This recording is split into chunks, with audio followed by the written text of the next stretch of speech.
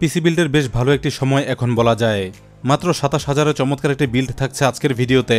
এটা দিয়ে অফিসিয়ালস কিংবা পড়াশোনার কাজ আরামসে করতে পারবেন, ইন্টারনেট ব্রাউজিং কিংবা মিডিয়া কনজিউম ইজিলি করতে পারবেন, ঘরে বসে আর্ন করতে ফ্রিল্যান্সিং শুরু করতে পারবেন, ইউটিউব কিংবা ফেসবুকের জন্য বানাতে পারবেন ভিডিও কন্টেন্ট। এছাড়া প্রচুর গেম চলবে এই পিসিতে, অর্থাৎ এই বাজেটেই পেয়ে যাবেন সবকিছু। কম্পিউটার কম্পোনেন্টের দাম এখন অনেকটাই কমে গেছে, চলে এসেছে প্রায় নাগালের মধ্যে। জনপ্রিয় প্রসেসরগুলোর দাম অনেক কমেছে, কিছু মডেলের দাম প্রায় অর্ধেকে নেমে আসায় বাজেটে পিসি বিল্ডের এখনই সময়। রাইজেন পিসির প্রতি ফ্যাসিনেশন বেশি দেখা যায়, এজন্যই আজ একটি রাইজেন পিসি বিল্ড করব। বিল্ড শেষে পারফরমেন্স এবং গেমিংয়ের রিয়েল লাইফ টেস্ট দেখিয়ে দেব। চলুন কম্পোনেন্টগুলো দেখে স্টেপ বাই স্টেপ বিল্ডে যাই। ভিডিওটির কোনো অংশ স্কিপ করবেন না, অবশ্যই দেখুন সম্পূর্ণ ভিডিওটি। আজকের বিল্ডেও সকল কম্পোনেন্ট নিয়েছি কম্পিউটার ইম্পোর্টার থেকে। এই বিল্ডে এখন রেগুলার প্রাইস আসবে প্রায় ২৯,০০০, কিন্তু কম্পিউটার ইম্পোর্টারে এখন বিশেষ অফার চলছে। অনলাইনে কিংবা সরাসরি যেভাবেই কিনবেন, প্রথম ২০ জন ২,০০০ করে ডিসকাউন্ট পেয়ে যাবেন, অর্থাৎ ফুল পিসি হয়ে যাবে ২৭,০০০-এ। থাকবে ৩ বছরের অফিসিয়াল ওয়ারেন্টি। প্রত্যেকটি কম্পোনেন্টের ওয়ারেন্টি বিষয়ে আরও জানাবো, তবে বলে রাখি যে কোনো সময় মার্কেট প্রাইস চেঞ্জ হতে পারে। পুরো বিল্ড দেখে ভালো লাগলে যথাদ্রুত কিনে ফেলবেন। কেনার লিঙ্ক সহ যাবতীয় কন্ট্যাক্ট ইনফরমেশন দেয়া থাকবে ডেসক্রিপশনে। প্রসেসরের এমনই একটি ইনটেক্ট বক্স পেয়েছি। আমার জানা মতে এই প্যাকেজটি AMD থেকে হয়ে আসেনি, অর্থাৎ এটা দেশেই প্যাকেজিং হয়েছে। তবে প্রসেসর ঠিক আছে, সাথে ওয়ারেন্টিও আছে, সুতরাং এটা ব্যবহারে কোনোই অসুবিধা নেই। বক্সের ভিতরে যথারীতি প্রসেসর পেয়েছি। এটাই হলো 5600G CPU প্লাস iGPU, একটি 6 কোর 12 থ্রেডের প্রসেসর, L2 ক্যাশ 3MB এবং L3 ক্যাশ 12MB। এটার বেস ক্লক 3.9 GHz এবং বুস্ট ক্লক 4.4 GHz। 7 ন্যানোমিটার আর্কিটেকচারে বিল্ড হয়েছে 5600G। Supported socket AM4। 64 বিটের উইন্ডোজ 10 কিংবা 11 দুটোই সাপোর্ট করে। ওভারক্লক আনলকড, তাই দরকার হলেই করা যায়। ইন্টিগ্রেটেড জিপিইউ হিসেবে এটা পাবেন রেডিয়ন ভেগা 7, যেটা কম্পেয়ার করলে GTX 1030 থেকে বেটার দেখবেন, প্রায় 1050-র কাছাকাছি। তাই প্রোডাক্টিভ বহু কাজ এটা দিয়ে ভালোই করতে পারবেন। গেম প্লেতেও ভেগা 7 ভালো পারফরমেন্স দেয়, প্রচুর গেম খেলতে পারবেন এই জিপিইউর মাধ্যমে। বক্সে যথারীতি একটি স্টক কুলার অবশ্যই পাবেন, তবে আপনি একটু বাড়তি চাইলে কুলার পাল্টে নিতে পারেন। 8GB লাইটিং ভালো লাগলে এই কুলারটি অ্যাড করতে পারেন। চলমান পিসিতে এটা দেখতে ভালোই লাগে, এটা অ্যাড করলে দাম বাড়বে প্রায় 700 টাকা। প্রসেসর প্যাকেজটির বর্তমান দাম 13 থেকে 14,000-এ বিদ্যমান। ডিসকাউন্ট ছাড়াই এই বিল্ডে দাম ধরা হয়েছে 12,600 টাকা।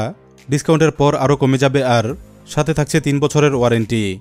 আজকের বিল্ডে ম্যাক্সানের মেইন বোর্ড থাকছে ম্যাক্সান চ্যালেঞ্জার B450M। এটি একটি মাইক্রো ATX বোর্ড, তাই সাইজে বেশ ছোট।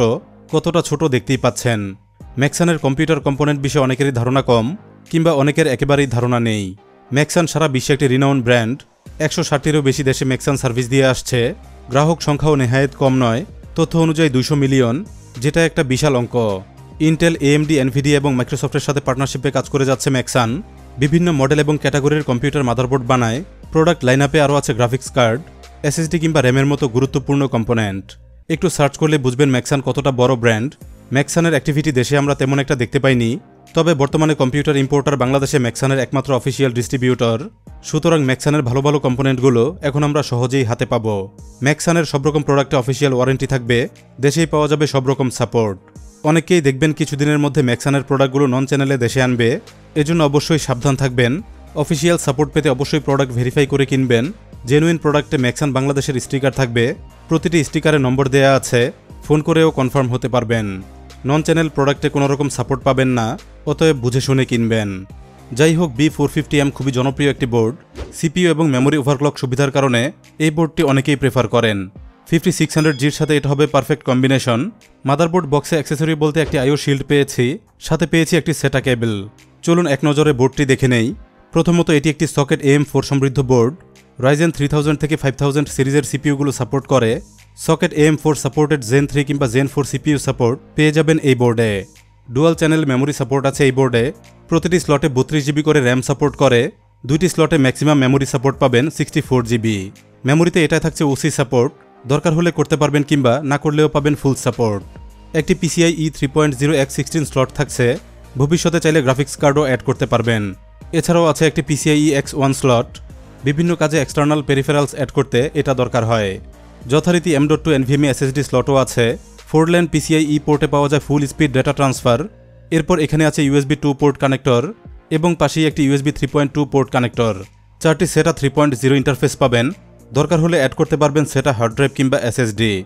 IO পোর্টসের মধ্যে প্রথমে আছে PS2 পোর্ট। PS2 যদিও এখন তেমন ব্যবহৃত হয় না, তবুও রাখা হয়েছে। পরেই আছে একটি ফুল সাইজ HDMI পোর্ট, VGA পোর্টও বাদ দেওয়া হয়নি। USB পোর্ট আছে সর্বমোট 4টি, যার মধ্যে এই দুটি হল USB 3.2 পোর্ট এবং এই দুটি USB 2 port. Gigabit ethernet port থাকছে পরেই। সব শেষে আছে HD অডিও আউট। 3 বছরের ওয়ারেন্টি সহ ম্যাক্সান চ্যালেঞ্জার B450M পাবেন 8,200 টাকায়, ডিসকাউন্ট শেষে যেটা অনেকটাই কমে যাবে। বাজেট বিল্ডের কারণে 8GB র্যাম ব্যবহার করতে হয়েছে। ব্যবহার করেছি ম্যাক্সানের 3200 MHz DDR4 র্যাম। স্বল্প দামের মধ্যে হিটসিঙ্ক আছে প্রতিটি র্যামে, সাথে চমৎকার RGB লাইটিংও আছে, যার কারণে চলমান পিসি দেখতে বেশ সুন্দর লাগে। প্রতিটি 8GB র্যামের দাম 2700 টাকা। আপনার বাজেট খুব বেশি টাইট না হলে দুইটি ব্যবহার করতে পারেন, এতে বেটার পারফরম্যান্স সাথে প্রোডাক্টিভিটি অনেক ভালো পাবেন। ম্যাক্সানের যে কোনো র্যামে লাইফ টাইম ওয়ারেন্টি পাবেন, যেটা অ্যাপ্রক্সিমেটলি 5 বছর ধরে নিতে পারেন। এই বিল্ডে ম্যাক্সানেরই স্টোরেজ ডিভাইস ব্যবহারের কথা ছিল, কিন্তু শিপমেন্ট ডিলের কারণে সময় মতো হাতে পাইনি। বিকল্প হিসেবে ব্যবহার করেছি কিংস্টোন SSD।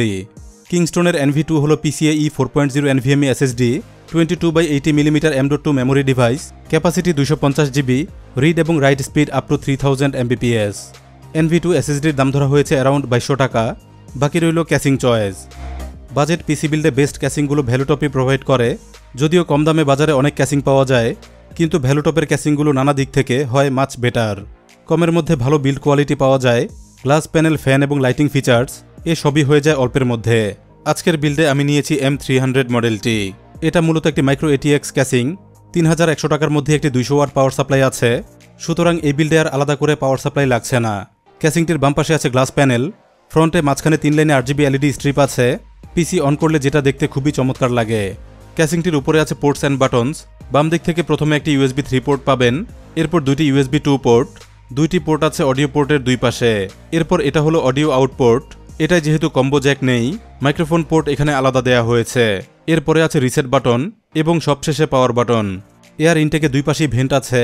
ছোট ছোট প্রচুর গ্যাপের মধ্য দিয়ে কন্টিনিউয়াসলি এয়ার ইনটেক হতে থাকে। রাইট সাইড কভারেও প্রচুর গ্যাপ দেখতে পাবেন। ছোট ক্যাসিং হলেও তেমন কোনো হিটিং ইস্যু এটাই দেখতে পাইনি। মাইক্রো ATX বোর্ডের সাথে মাইক্রো ATX ক্যাসিং মিলে ভালোই একটি কম্বিনেশন হবে। ফুল ফরম্যাট ডেস্কটপ পিসি হলেও দেখতে কিউট, মিনি চ্যাসিসের কারণে। মোটামুটি এগুলোই ছিল আজকের পিসি বিল্ডের কম্পোনেন্ট। পিসি বিল্ডে আমাদের প্রথম কাজ হবে CPU ইনস্টল করা। বোর্ডে দেখুন দুই পাশে কুলিং ফ্যান ব্র্যাকেট আছে। ক্লিপ টাইপ কুলার ব্যবহার করলে এগুলো দরকার হয়, কিন্তু আমাদের কুলারটি যেহেতু স্ক্রু দিয়ে মাউন্ট করতে হবে, অর্থাৎ সাথে দেওয়া স্টক কুলার বসাতে হলে এগুলো অবশ্যই খুলে ফেলতে হবে। দুইটি করে স্ক্রু দিয়ে প্রতিটি মাউন্ট আটকানো আছে। স্ক্রু খুললে একটি করে ব্র্যাকেট আলাদা হয়ে যাবে। একইভাবে খুলে ফেলবো অন্যটি।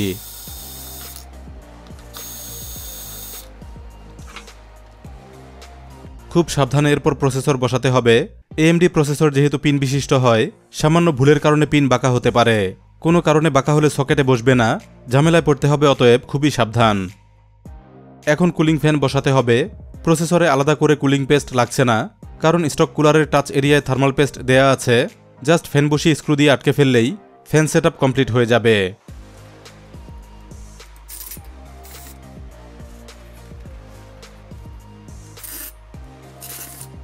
হয়ে গেলে ভালো করে দেখে নেব ফ্যান সেটআপ ঠিক হয়েছে কিনা।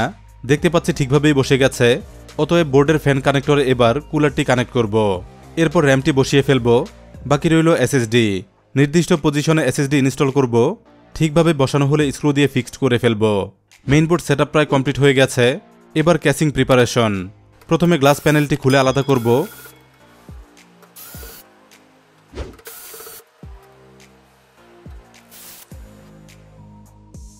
দেখুন ভেতরে অগোছালো প্রচুর কেবল দেখা যাচ্ছে। মেইনবোর্ড বসাতে এগুলো সরিয়ে নিতে হয়েছে। এরপর আইও শিল্ড যথাস্থানে সেট করে ফেলব। হয়ে গেলে মেইনবোর্ডটি বসিয়ে স্ক্রু দিয়ে আটকে ফেলব।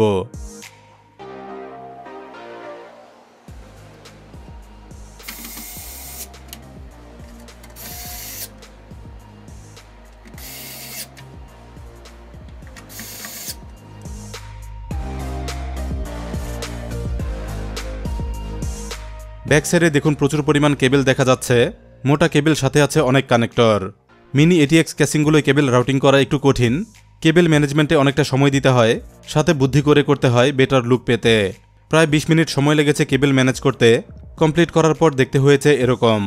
ছোট্ট ক্যাসিং হিসেবে ভালোই গোছানো সম্ভব হয়েছে। শুরুতে ভেবেছিলাম এতটা হয়তো গোছানো সম্ভব হবে না। সব শেষে এবার গ্লাস প্যানেলটি লাগিয়ে ফেলব এবং স্ক্রু দিয়ে আটকে ফেলব। এভাবেই কমপ্লিট হলো 27K PC build. Mini size desktop পিসি যাদের ভালো লাগে তাদের জন্য এটা হতে পারে ভালো একটি চয়েস। পিসি অন করলে কেমন দেখায় চলুন দেখি। ছিমছাম লুকের মধ্যে হালকা লাইটিং, ছোট ক্যাসিং তাই স্পেস কম লাগে। ওভারঅল এটা দেখতে আমার কাছে ভালোই লেগেছে। উইন্ডোজ 11 মাত্র 8 সেকেন্ডে বুট হয়েছে। বুট আপ টাইম এমনই ফাস্ট পাবেন। সিপিইউ ফ্যানের অংশ একটু ডার্ক মনে হচ্ছে। এটা দেখতে আরও অনেক সুন্দর লাগতো যদি RGB লাইটিং সহ সিপিইউ ফ্যান ব্যবহার করতাম। চলুন কিছু রিয়েল লাইফ টেস্ট দেখি বাস্তবে কেমন পারফরমেন্স দেয় এই পিসি। প্রথমে বেঞ্চমার্ক স্কোর দেখুন। সিনেবেঞ্চ R23 দিয়ে বেঞ্চমার্ক করেছিলাম। 27 ডিগ্রি রুম টেম্পারেচারে মাল্টিকোর স্কোর ছিল 10,345 এবং সিঙ্গেল কোর স্কোর পেয়েছি 1433। ম্যানুয়াল ওসি ছাড়া সিপিইউ ক্লক সর্বোচ্চ উঠেছে 4.46 প্লাস, একেবারে লোয়েস্ট ছিল 2.394 গিগাহার্টজ। এই লেভেলে সর্বোচ্চ টেম্পারেচার উঠেছে 77.1 ডিগ্রি সেলসিয়াস, মিনিমাম ছিল 38.1 ডিগ্রি। একই সিচুয়েশনে জিপিইউ টেম্পারেচার সর্বোচ্চ 59 ডিগ্রি সেলসিয়াস ছিল, মিনিমাম ছিল 35 ডিগ্রি। কাজের ক্ষেত্রে এই পিসি কেমন হবে চলুন দেখি। অফিসিয়াল কাজ যেমন ওয়ার্ড কিংবা এক্সেলে কোনো রকম বেগ পোহাতে হয়নি। এই কনফিগারে বিশাল বিশাল ডকুমেন্ট ফাইল বানাতে পারবেন। পেজ সংখ্যা যতই হোক সমস্যা হবে না। পাওয়ার পয়েন্টের কাজেও তেমন লোড পড়ে না। ইচ্ছে মতো বানাতে পারবেন কালারফুল স্লাইড শো। ইন্টারনেট ব্রাউজিংয়ে খুবই ভালো এক্সপিরিয়েন্স পাবেন। ইচ্ছে মতো ট্যাব নিয়ে কাজ করতে পারবেন। আমি 20-25টি ট্যাব নিয়ে একসাথে কাজ করছিলাম। স্লো কিংবা ফ্রিজ হয়ে যাওয়ার মতো সমস্যা একেবারেই দেখতে পাইনি। ফ্রিল্যান্সিং শুরু করতে এটা আপনার জন্য ভালো একটি পিসি হবে। আর্টিকেল রাইটিং কিংবা ইমেজ এডিট ইজিলি করতে পারবেন। পোস্টার কিংবা ব্যানার অথবা লোগো ডিজাইন অর্থাৎ গ্রাফিক্সের কাজ এটা দিয়ে ভালোই করা যায়। আমি বেশ কিছু থাম্বনেইল ডিজাইন এটা দিয়ে করেছিলাম। বেশ আরামেই করতে পারছিলাম, কোনো প্রকার সমস্যা ফেস করতে হয়নি। গ্রাফিক্সের কাজে মূলত র্যামের উপর লোড পড়ে। হাই রেজলিউশনে ভুরি ভুরি লেয়ার নিয়ে কাজ করলে অন্তত 16 জিবি র্যাম হলে পাবেন অনেক বেটার পারফরমেন্স। প্রিমিয়ার প্রোতে ভিডিও এডিটিং ভালোই করতে পারছিলাম। 1080p ভিডিও ফুটেজ এটা দিয়ে ভালোই এডিট করতে পারবেন। 4K ফুটেজ হলে কষ্ট হয়ে যাবে, তবে ডাউন স্কেল করে কাজ করা সম্ভব। যারা শুধুমাত্র 1080p বা ফুল এইচডি ভিডিও এডিট করেন তারা এই পিসি দিয়েই কাজ সারতে পারবেন। এখানেও বাড়তি র্যাম হলে পারফরমেন্স অনেক বেটার পাবেন। বাজেট একটু বাড়াতে পারলে অবশ্যই 16 জিবি নেওয়ার চেষ্টা করবেন। সব শেষে এবার গেমিং টেস্ট। আজকের বিল্ডে আইজিপিইউ থাকলেও চিন্তার তেমন কারণ নেই। প্রচুর পরিমাণ গেম এই পিসিতে খেলা সম্ভব। প্রথমেই প্লে করেছিলাম জনপ্রিয় গেম ভ্যালোরেন্ট। অবাক করে দিয়ে গেমটি খুবই স্মুথ রান করেছে। স্ক্রিনে ফ্রেম রেট খেয়াল করুন, সর্বনিম্ন 105 থেকে সর্বোচ্চ 170 ফ্রেম পার সেকেন্ডে প্লে হচ্ছিল, তাও আবার হাই রেজলিউশনে। খুবই চমৎকার গেম প্লে করতে পারছিলাম। আমি গেম খেলার সময় বলতে গেলে পাই না, কিন্তু এই টেস্ট করতে গিয়ে মনে হচ্ছিল গেমটি খেলতেই থাকি। যাই হোক, এমনই পাবেন ভ্যালোরেন্ট গেম প্লে। তবে আরেকটি র্যাম যদি অ্যাড করতে পারেন তাহলে গেমিং এক্সপিরিয়েন্স পাবেন আরও অনেক বেটার। এরপর খেলেছিলাম GTA 5। আমরা জানি GTA 5 একটি হার্ডওয়্যার হ্যাংরি গেম, এজন্য প্লে করার আগে গ্রাফিক্সে কিছু কাস্টমাইজ করে নিয়েছিলাম। এরপর এইচডি রেজলিউশনে গেম প্লে করেছি। দেখতেই পাচ্ছেন কেমন ছিল গেম প্লে। সর্বনিম্ন 50 থেকে সর্বোচ্চ 70 ফ্রেম পার সেকেন্ডে GTA 5 চলেছে, যেটা আমার কাছে ভালোই প্লেয়েবল মনে হয়েছে। 40-এর উপর ফ্রেম রেট থাকলেই গেম মোটামুটি খেলা যায়। সেই হিসেবে GTA 5 অনেকটাই বেটার চলছিল। এখানেও র্যাম বাড়ালে পারফরমেন্স বাড়বে। বাজেট বিল্ডের কারণে যেটা অ্যাড করতে পারিনি। পরবর্তী টেস্টে ছিল ফ্রি ফায়ার। ফ্রি ফায়ারেও বেশ ভালো পারফরমেন্স পেয়েছি। ল্যাগ কিংবা ডিলে এসব চোখে পড়েনি, তবে কোনো একটি কারণে 60 FPS স্টাক হয়েছিল। ফ্রেম রেট কম বেশি না হলেও গেম প্লেতে অসুবিধা হয়নি। পাবজি প্লেতেও প্রায় একই রেজাল্ট ছিল, ভালোই চলেছে এবং গেমটি প্লেয়েবল ছিল। COD মোবাইল প্লেতে ফ্রেম রেট বেশি পেয়েছি। কমন গেমগুলোয় এমনই ছিল এক্সপেরিয়েন্স। পিসি কিনলে একটি মনিটর অবশ্যই লাগবে। কম বাজেটে বর্ডারলেস মনিটর কিনলে এটা নিতে পারেন। পিসি টেস্ট করতে এতক্ষণ এটাই ব্যবহার করেছি। এটা হলো ম্যাক মনিটর। ম্যাক মূলত MSI এর একটি সাব ক্যাটাগরি। মনিটরগুলো দেশে আনে কম্পিউটার ইম্পোর্টার। 8750 টাকায় 21.5 ইঞ্চির মনিটরটি পেয়ে যাবেন। কেমন কালার এটা দেখায় দেখতেই পাচ্ছেন। ASI TFT LCD প্যানেলে কালারফুল কন্টেন্ট দেখতে পারবেন, যেটা IPS ডিসপ্লে সমতুল্য। ভিউইং অ্যাঙ্গেলে নোটিসেবল তেমন সমস্যা নেই। ডান পাশ থেকে এমন দেখা গেছে এবং বাম পাশ থেকে দেখছিলাম এরকম। দুই ক্ষেত্রেই কালার মোটামুটি ঠিকই ছিল। এছাড়া মনিটরটি স্লিম ডিজাইনে তৈরি। ফ্রেমসহ থিকনেস পেয়েছি মাত্র 8 মিলিমিটার। ডুয়াল ভিডিও ইনপুট আছে দেখতে পাবেন, একটি HDMI এবং একটি VGA। পাশেই 12 ভোল্টের DC ইনপুট পোর্ট দেখবেন, এটার জন্য অ্যাডাপ্টার সাথেই পাবেন। পিসি ব্যবহারে আরও লাগবে কিবোর্ড এবং মাউস। এসব কিনে নেবেন বাজেটের মধ্যে পছন্দ অনুযায়ী। মোটামুটি এই ছিল আজকের পিসি বিল্ড। পুরো ভিডিও দেখে আশা করি আপনারা ধারণা পেয়ে গেছেন কেমন হয়েছে আজকের পিসি বিল্ড। ওভারঅল ভালো একটি পিসি পাবেন 27,000-এ। ডিসকাউন্টে কিনতে এখনই ডেসক্রিপশন চেক করুন। কেনার লিঙ্ক সহ কন্ট্যাক্ট ইনফরমেশন সবই দেয়া আছে। ভিডিওটি ভালো লাগলে লাইক দিতে ভুলবেন না। যাওয়ার আগে গ্যাজেট ইনসাইডার বাংলা চ্যানেলটি সাবস্ক্রাইব করুন। বেল আইকন অন রাখুন নতুন ভিডিওর আপডেট পেতে। ধন্যবাদ সবাইকে ভিডিওটি দেখার জন্য।